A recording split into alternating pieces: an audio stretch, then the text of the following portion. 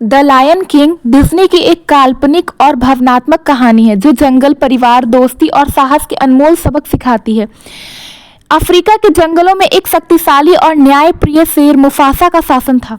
वह जंगल के सभी जानवरों के लिए सम्मानीय राजा था। उसकी रानी सराबी के गर्भ में एक नन्हा शावक जन्मा जिसका नाम रखा गया सिम्बा। सिम्बा के जन्म के अवसर पर जंगल में एक भव्य समारोह हुआ। सभी जानवर इस नए राजकुमार का स्वागत करने के लिए इकट्ठा हुए। जंगल के ज्ञानी बंदर रफीकी ने सिम्बा को एक ऊंची चट्टान पर उठाकर आशीर्वाद दिलाया। यह चट्टान प्राइड रॉक पूरे जंगल का केंद्र था। सिम्बा एक जिज्ञासु और चंचल शावक था। वह अपने पिता मुफासा की तरह महान राजा बनने के सपने देखता था। मुफासा ने उसे जंगल के नियमों और जीवन के चक्र, सर्कल ऑफ लाइफ के बारे में सिखलाया। मुफासा ने कहा, सिम्बा, एक सच्चा राजा वह होता है जो दूसरों की सेवा करता है और संतुलन बनाए रखता है। सिम्बा ने यह समझने की कोशिश की, लेकिन उसकी मासूमियत और उसे बार बार शरारतों की ओर ले जाती थी। मुफासा का छोटा भाई स्कॉर इस कहानी का विलन था। वह हमेशा राजा बनने की लालसा रखता था, लेकिन यह अधिकार उसे नहीं मिला। जब सिम्बा का जन्म हुआ तो स्कॉर के लिए राजा बनने का सपना और भी दूर हो गया। स्कॉर ने अपने बंदर एक खतरनाक योजना बनाई। वह सिम्बा और मुफासा दोनों को रास्ते से हटाकर प्राइड लैंड का राजा बनना चाहता था। सिम्बा की एक प्यारी दोस्त जिसका नाम नाला था। दोनों जंगल में खेलते, दौड़ते और नई चीजें खोजते रहते थे। एक दिन सिम्बा ने नाला को एक खतरनाक जगह चलने के लिए मना लिया जिसे हड्डियों की घाटी, एलिफेंट ग्रेवार्ड कहा जाता था। स्कॉर ने इस मौके का फायदा उठाया और अपने दुष्ट अनुयायी 3 लकड़बग्गों को सिम्बा और नाला को मारने के लिए भेजा, लेकिन मुफासा सही समय पर आ गया और अपने बच्चों को बचा लिया। स्कॉर ने एक और भयानक योजना बनाई। उसने सिम्बा को एक घाटी में बुलाया और लकड़बग्गों को वहां भैंसों की झुंड दौड़ाने का आदेश दिया। जब सिम्बा खतरे में फंस गया तो मुफासा ने अपनी जान जोखिम में डालकर उसे बचाया। मुफासा सिम्बा को बचाने में सफल रहा, लेकिन खुद को स्कॉर के धोखे का शिकार हो गया। स्कॉर ने मुफासा को चट्टान से गिरा दिया और वह भैंसों की झुंड के नीचे आकर मर गया।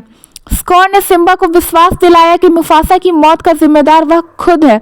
डर के मारे सिम्बा जंगल छोड़कर भाग गया।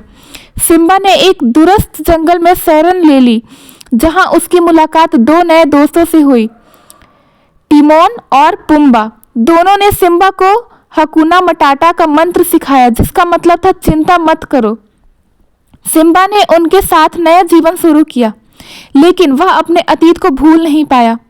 कई सालों बाद सिम्बा बड़ा और ताकतवर शेर बन गया। एक दिन नाला शिकार के दौरान उसे मिली। वह उसे देखकर हैरान थी और उसे घर वापस लौटने के लिए कहने लगी। नाला ने बताया कि स्कॉर ने प्राइड लैंड पर कब्जा कर लिया है। वहां अब अंधेरा और विनाश का माहौल था, लेकिन सिम्बा ने खुद को दोषी मानते हुए लौटने से इनकार कर दिया। रफीकी वही ज्ञानी बंदर था जो सिम्बा से मिलने आया। उसने सिम्बा को उसके पिता मुफासा की आत्मा से जोड़ दिया। मुफासा की आत्मा ने सिम्बा को साहस दिलाया और उसकी जिम्मेदारी याद दिलाई। याद रखो, तुम मेरे बेटे हो और सच्चे राजा हो। इन शब्दों ने सिम्बा के दिल में नया जोश भर दिया। सिम्बा ने फैसला किया कि वह प्राइड लैंड वापस जाएगा और स्कॉर का सामना करेगा। नाला, टिमोन और पुम्बा ने उसका साथ दिया। जब वे प्राइड लैंड पहुंचे तो उन्होंने देखा कि स्कॉर का शासन जंगल को बर्बाद कर चुका है। जानवर भूखे और डरे हुए थे। सिम्बा ने स्कॉर को चुनौती दी। दोनों के बीच भयंकर लड़ाई हुई। स्कॉर ने सिम्बा को फिर से दोषी ठहराने की कोशिश की, लेकिन सिम्बा ने सच्चाई को स्वीकार कर लिया। आखिरकार स्कॉर ने अपनी हार मान ली, लेकिन उसकी धोखेबाजी के कारण लकड़बग्गों ने ही उसे मार दिया। स्कॉर की मृत्यु के बाद सिम्बा ने प्राइड लैंड को फिर से जीवंत कर दिया और उसमें प्राण डाल दिया। उसने नाला से विवाह किया और जंगल में खुशहाली लौट आई। सिम्बा ने अपने पिता की तरह एक न्यायप्रिय राजा बनकर जीवन के चक्र को आगे बढ़ाया। यह कहानी जंगल प्रेम, बलिदान और अपने कर्तव्य को निभाने की प्रेरणा देती है। कैसा लगा ये स्टोरी आपको? ये डिज्नी पर उपलब्ध एक मूवी है। आप चाहे तो डिज्नी हॉटस्टार पर देख भी सकते हैं। धन्यवाद।